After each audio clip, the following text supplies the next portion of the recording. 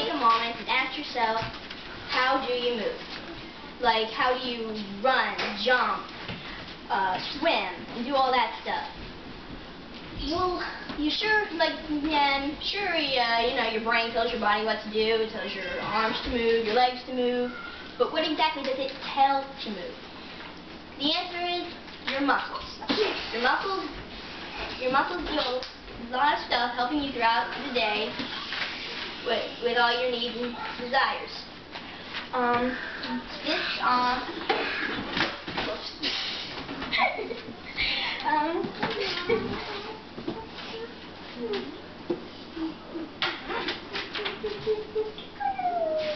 Rachel, or that blue?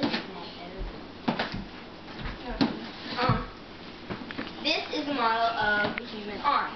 The wood represents the bones, and the rubber bands represent the muscles. To bend your arm, this muscle here simply pulls up on the bone, bringing it inward, making this muscle shorter and this muscle longer.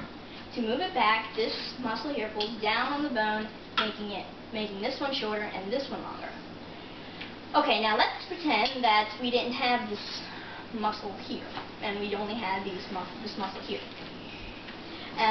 You wouldn't be, and your arm is like this. You would not be able to move your arm back like this because you don't have this muscle to pull it back down.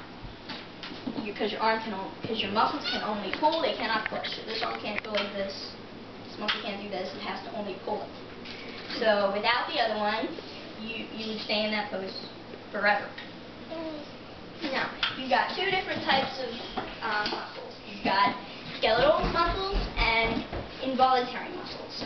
And skeletal muscles, like the one in this illustration, are muscles that you can think about moving, like your arms. You got the muscles in your arms. You think about moving them. Like, you can tell your arm to move. You can tell your legs to move, stuff like that.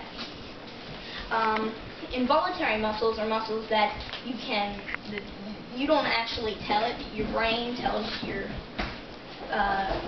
muscle to do that. Like the breathing muscle underneath your lungs, it pulls down to breathe in air, and your brain tells your muscle to do that.